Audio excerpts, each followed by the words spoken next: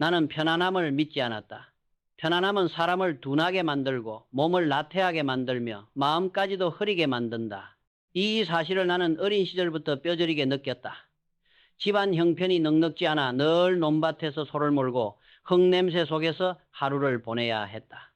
어린 마음에도 그 삶이 평생 이어진다면 내 미래는 이미 결정된 것과 다름없다는 생각이 들었다.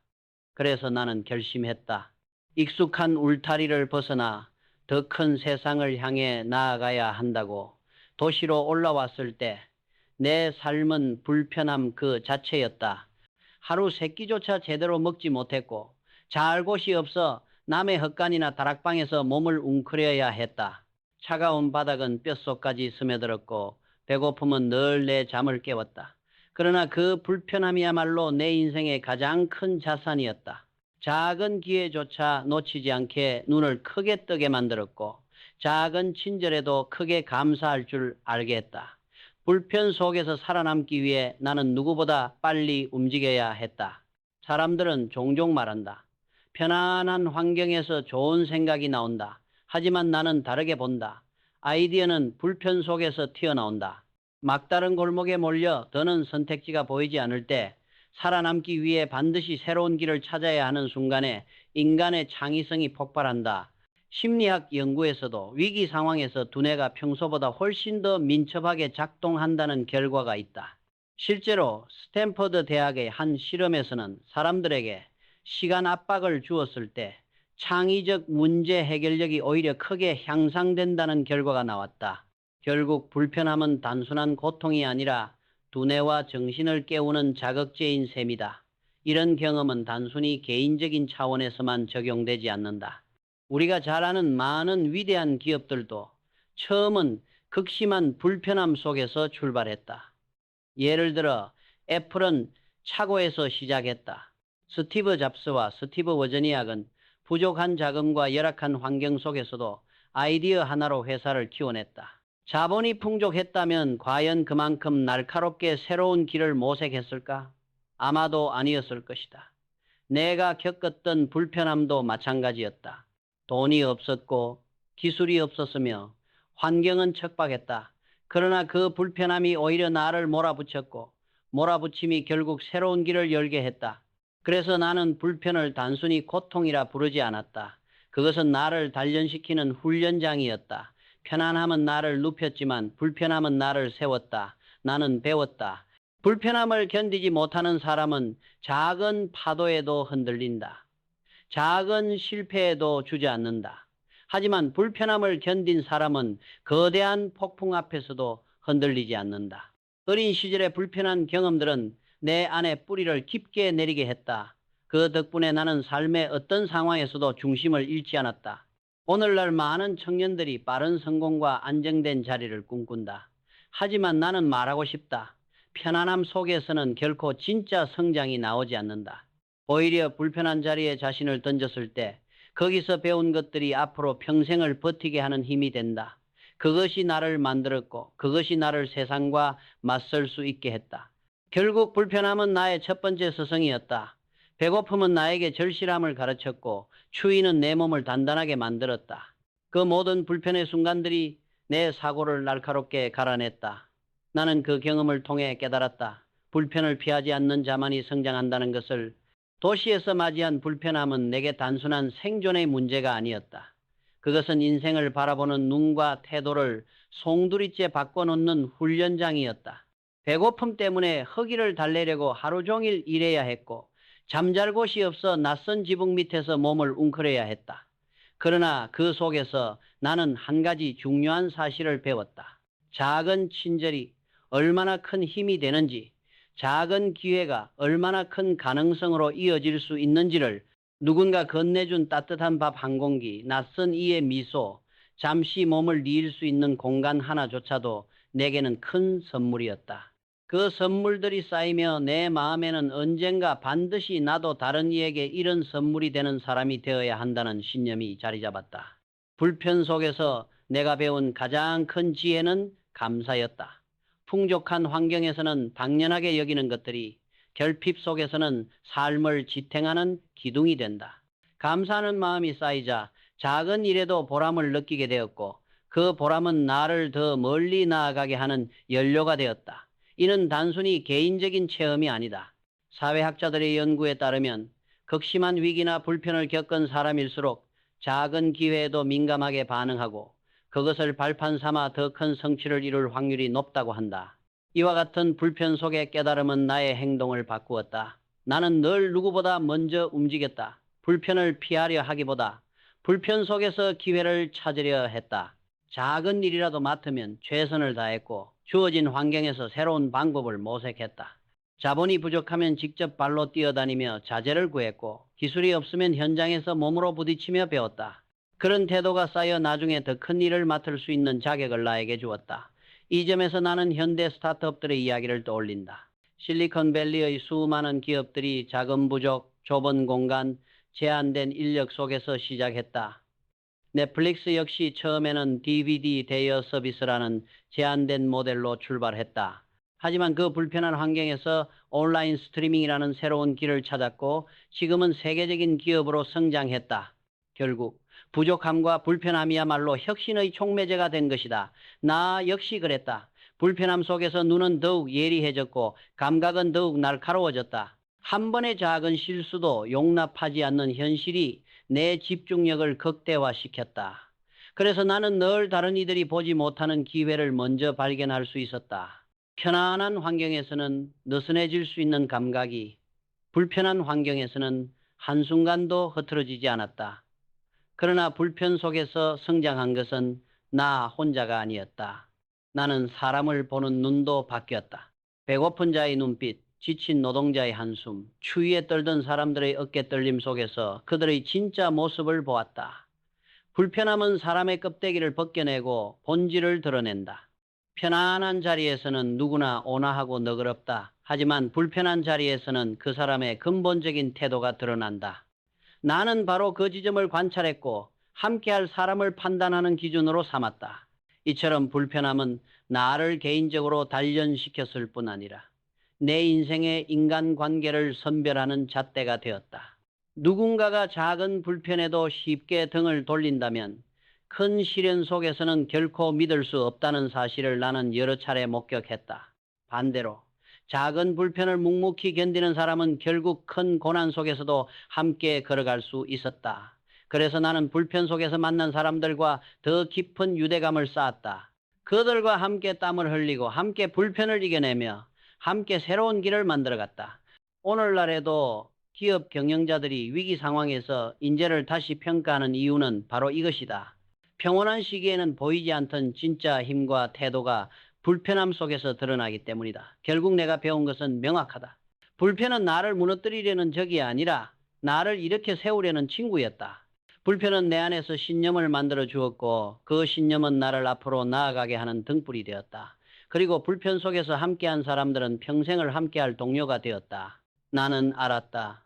불편을 피하지 않고 정면으로 마주하는 순간 삶은 비로소 새로운 가능성의 문을 연다는 것을 나는 인생에서 가장 소중한 배움을 불편한 자리에서 얻었다. 그것은 바로 사람의 진짜 얼굴을 읽는 법이었다. 편안할 때는 누구나 부드럽고 여유롭고 심지어는 너그러워 보인다. 하지만 조금이라도 불편한 상황에 들어가면 그 사람이 진짜 어떤 사람인지 본질이 드러난다.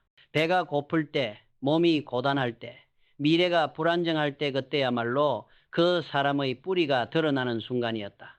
나는 이 경험을 통해 불편이야말로 사람을 시험하는 최고의 무대라는 것을 깨달았다.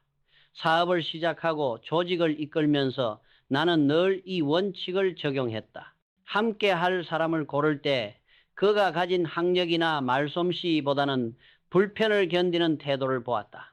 작은 어려움에도 원망을 늘어놓은 사람은 큰 위기 앞에서 결코 버티지 못했다. 반대로 평소에는 조용히 묵묵히 자기 자리를 지키던 사람이 위기의 순간에는 놀라운 집중력과 의지를 발휘하는 경우도 많았다. 나는 후자를 믿고 그들과 길을 걸었다. 실제로 중동 사막에서 도로를 닦을 때 상황은 누구에게나 지옥 같았다. 뜨거운 모래바람, 마실 물조차 구하기 힘든 환경, 끝이 보이지 않는 대지. 많은 사람들이 중도에 포기했고 그럴 때마다 나는 다시 깨달았다. 불편을 견디는 자만이 끝까지 살아남는다는 것을. 울산의 황무지에 조선소를 세울 때도 마찬가지였다. 땅은 거칠었고 자본은 턱없이 부족했고 주변은 모두 불가능하다고 말했다. 그러나 나는 달랐다. 불가능은 불편의 또 다른 이름일 뿐이었다. 그리고 그 불편은 기회였다. 아무도 가지 않으려는 그 불편한 길을 내가 선택했기 때문에 결국 새로운 길이 열릴 수 있었다. 이것은 단순히 개인적인 경험담에 그치지 않는다. 역사 속에서도 불편은 늘 사람의 진짜 얼굴을 드러내고 시대를 바꾼 지도자를 걸러내는 시험대였다. 일본의 시부사와 A이치가 그랬다. 그는 수백 개 기업을 세우면서도 늘 위기와 불편한 상황 속에서 사람을 선택했다. 곤궁한 시절 함께 버틴 사람들과 평생을 동료로 삼았고 그 신뢰가 일본 경제의 기틀을 다졌다. 한국의 독립운동가들 또한 마찬가지였다. 차디찬 감옥 속 불가능해 보이는 항쟁의 순간에도 도망치지 않고 끝까지 버틴 사람들이 결국 역사를 만들었다. 현대 기업의 사례를 보더라도 다르지 않다. 글로벌 금융위기, 코로나19 팬데믹 같은 초대형 불편 속에서 어떤 리더가 진짜인지 드러났다. 위기 속에서 직원들을 지켜내고 고객을 배신하지 않으며 끝까지 버텨낸 기업은 오히려 더 강하게 성장했다. 반면 불편을 피하려고 직원들을 쉽게 내치고 고객을 외면한 기업은 위기가 지나가자 신뢰를 잃고 사라졌다. 결국 불편은 개인뿐 아니라 조직과 사회 전체의 진짜 얼굴을 드러내는 시험장이었다. 나는 그래서 늘 사람을 불편한 자리에서 시험했다. 그것은 잔인한 방식이 아니라 가장 공정한 방식이었다. 평안한 자리에서는 누구나 비슷해 보인다. 그러나 불편한 자리에서야만 그 사람의 뿌리가 드러난다. 그 뿌리가 단단하다면 함께 할 수 있고 그 뿌리가 얕다면 오래 함께 할 수 없다. 내 삶의 수많은 선택들, 사업의 파트너를 고를 때, 조직의 리더를 뽑을 때, 심지어는 평생의 친구를 결정할 때조차 나는 이 불편의 시험을 잣대로 삼았다. 덕분에 나는 쉽게 배신당하지 않았고 위기 속에서도 흔들리지 않는 동료들과 함께 길을 걸을 수 있었다. 결국 나는 확신한다. 불편은 사람을 배반하지 않는다. 오히려 그 사람을 있는 그대로 보여준다. 그래서 나는 오늘도 말한다. 불편을 두려워하지 말라고. 그 속에서 자신을 단련할 뿐 아니라 진짜 동료를 만날 수 있기 때문이다. 불편은 나를 세우는 동시에 나와 함께 할 사람을 찾아주는 거울이었다. 나는 불가능이라는 단어를 들을 때마다 늘 이렇게 생각했다. 그것은 결국 아직 아무도 해보지 않은 불편함의 다른 이름일 뿐이라고. 중동의 사막에서 도로를 닦을 때도 그랬다. 사람들은 모래바람이 뜨겁고 환경이 가혹하고 인프라가 전혀 없는 곳에서 길을 낸다는 것은 불가능하다고 했다. 그러나 나는 달랐다. 불편함이 크면 클수록 경쟁자는 줄어들고 오히려 기회는 커진다는 사실을 알고 있었다. 아무도 가지 않으려는 곳에서만 새로운 길이 열리기 때문이다. 결국 우리는 그 사막에 길을 냈고 그 길은 수많은 사람들에게 생명선이 되었다. 울산의 황무지에 조선소를 세울 때도 상황은 비슷했다. 바닷바람은 거칠었고 자본은 턱없이 부족했으며 기술조차 변변치 않았다. 모두가 불가능하다고 입을 모았다. 그러나 나는 그 땅이 불편했기 때문에 오히려 기회가 있다고 보았다. 편안한 땅은 이미 누군가의 것이었고 닦여진 길에는 새로운 길이 없었다. 하지만 불편한 땅은 누구도 바라보지 않았기에 그곳에는 무궁무진한 가능성이 숨어 있었다. 나는 그 불편함을 기회로 바꿨고 결국 그 황무지는 한국 산업의 심장이 되었다. 이 이야기는 단순히 한 기업가의 경험담이 아니다. 사실 사회 전체의 성장도 늘 불편함을 통해 이루어졌다. 한국 경제가 고도 성장을 이룩한 시기, 사람들은 하루 12시간이 넘는 고된 노동과 극심한 결핍 속에서 버텼다. 지금 세대의 눈으로 보면 참기 어려운 불편함이었다. 그러나 그 불편함을 견뎌낸 세대가 있었기에 오늘의 번영이 가능했다. 편안함을 추구했다면 결코 이룰 수 없는 성과였다.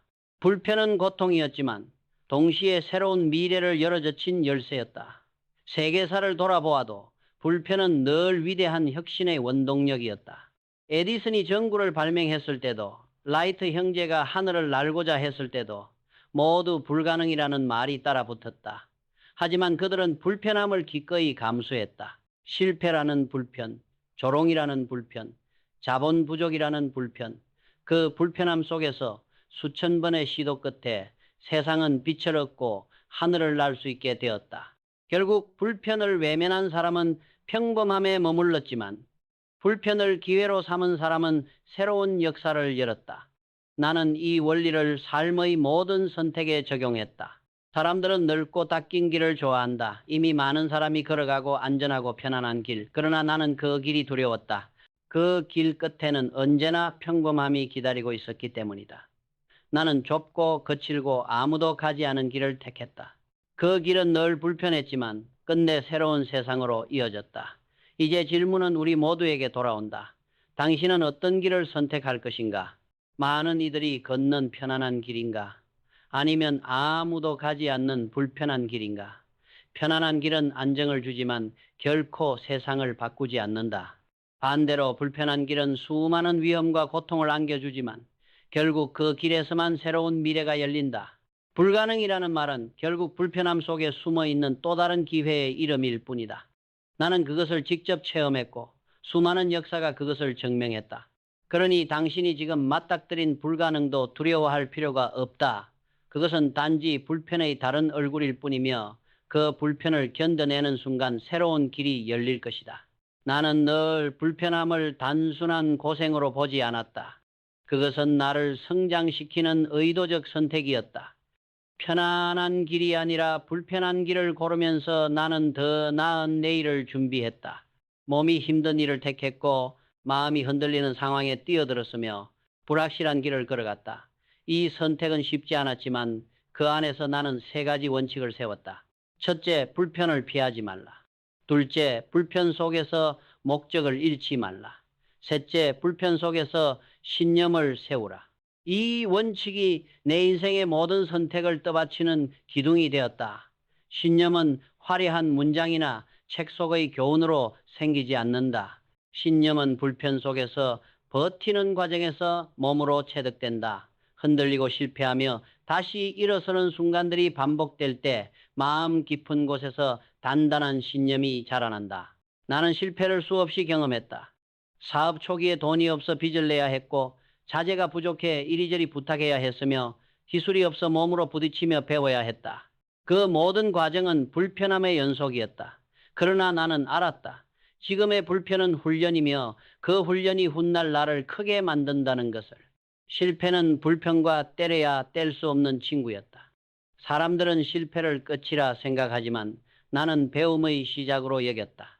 넘어지고 다시 일어나는 과정에서 내 몸과 마음은 더욱 단단해졌다. 회복 역바로 그것이 내 가장 큰 무기였다. 성공을 만든 것은 운도 능력도 아니었다. 수없이 무너져도 다시 일어서는 힘. 그것이 진짜 힘이었다. 심리학자들은 이를 레질리언스라고 부른다. 위기를 극복하는 능력이야말로 개인과 조직의 성패를 가른다고 말한다. 나는 그 이론을 몸으로 증명했다.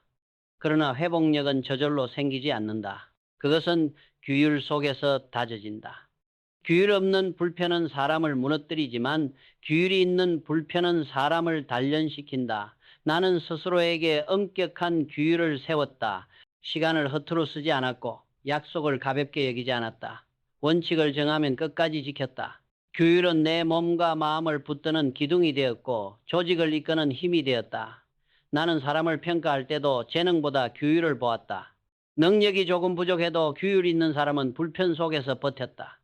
반대로 아무리 재능이 뛰어나도 규율이 없는 사람은 불편 속에서 쉽게 무너졌다. 내가 경영 현장에서 본 수많은 사례도 이 진실을 증명했다. 위기의 순간 규율 있는 사람은 묵묵히 자리를 지켰고 규율 없는 사람은 책임을 돌리며 조직을 흩어지게 했다. 불편은 시험장이었고 규율은 그 시험을 통과하는 열쇠였다. 이 모든 경험이 내게 가르쳐준 것은 명확하다. 불편을 피하려는 순간 성장은 멈춘다. 하지만 불편을 견디고 그 안에서 목적을 붙잡고 신념을 세우며 규율로 자신을 단련하는 순간 그 불편은 더 이상 고통이 아니라 창조의 원동력이 된다. 나는 이 단순하지만 강력한 진리를 평생의 철학으로 삼았다. 나는 결국 불편함을 적으로 두지 않았다. 오히려 불편을 친구로 삼았다. 불편은 늘 내 곁에 있었고 나를 훈련시켰으며 나를 단단하게 만들었다.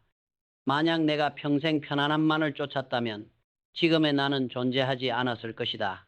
내가 세운 길, 내가 만든 조직, 내가 남긴 흔적 모든 것은 불편을 받아들였기 때문에 가능했다. 내 불편은 단순히 나 하나의 고생으로 끝나지 않았다. 그것은 다른 이들에게 편안함이 되었다. 내가 추운 바닥에서 버틴 시간이 누군가에게는 따뜻한 잠자리가 되었고, 내가 견딘 배고픔이 누군가에게는 풍족한 한 끼가 되었다. 내가 감수한 불편이 결국 더 많은 사람의 기회가 되었을 때, 나는 비로소 비전의 진짜 의미를 깨달았다. 비전은 거창한 구호가 아니라 불편 속에서도 흔들리지 않게 붙잡는 기준이었다. 왜 지금의 불편을 견뎌야 하는가라는 질문에 대한 분명한 답이 바로 비전이었다. 나는 내 삶을 돌아볼 때마다 늘 이렇게 생각했다. 오늘 내가 감수하는 불편이 내일 누군가의 기회가 될 수 있는가? 이 질문은 내 모든 행동을 이끄는 나침반이었다. 내 사업이 커질수록 더 많은 사람들에게 일자리와 먹거리를 줄 수 있었고, 그것이 바로 내 불편의 이유였다. 이유 없는 고생은 사람을 지치게 하지만 목적이 분명한 불편은 오히려 사람을 강하게 만든다. 이 원리는 개인에게도 사회에도 그대로 적용된다. 위대한 변화는 늘 불편 속에서 시작되었다. 마하트마 간디는 옷 한 벌만 입고 불편한 삶을 선택함으로써 인도의 독립운동을 이끌었고, 넬슨 만델라는 감옥이라는 극한의 불편 속에서 신념을 다져 결국 남아프리카를 변화시켰다. 그들의 불편은 개인의 고생이 아니라 인류의 길을 닦는 발자국이었다. 마찬가지로 나의 불편도 작은 씨앗이 되어 더 큰 숲을 만들 수 있다고 나는 믿었다. 나는 확신한다. 불편 속에 머무르는 자만이 성장한다. 그 성장은 단순한 성공이 아니라 새로운 길을 세우고 세상을 바꾸는 힘으로 이어진다. 편안한 길은 누구나 따라갈 수 있지만 길이 없는 곳은 누군가가 먼저 발자국을 남겨야 한다. 그 발자국은 언제나 불편하다. 땅은 거칠고 방향은 불확실하며 날씨는 가혹하다. 그러나 그 불편을 감수하는 순간 길은 생겨난다. 그리고 그 길은 뒤따라오는 사람들에게 편안함이 된다. 나는 평생 남들이 걸을 수 있는 길을 만들기 위해 내 불편을 기꺼이 감수했다. 그리고 이제는 묻고 싶다. 당신은 지금 어떤 불편 속에 있는가? 그 불편에서 도망치고 있는가? 아니면 그 안에 머물고 있는가? 도망치는 순간 불편은 당신을 삼켜버린다. 그러나 그 안에 머무르는 순간 불편은 당신을 키운다. 불편은 결코 당신을 쓰러뜨리려는 것이 아니다. 그것은 당신을 단련시키려는 것이다. 그 진실을 받아들이는 순간 불편은 더 이상 두려움이 아니다. 그것은 성장의 신호이며 새로운 시작의 문이다. 나는 평생 그것을 믿었고 지금도 여전히 믿는다. 편안함은 사람을 약하게 만들지만 불편함은 사람을 강하게 만든다. 당신이 지금 마주한 불편을 피하지 말고 그 안에서 길을 찾으라. 그 길 끝에는 반드시 더 큰 세상과 새로운 기회가 기다리고 있다.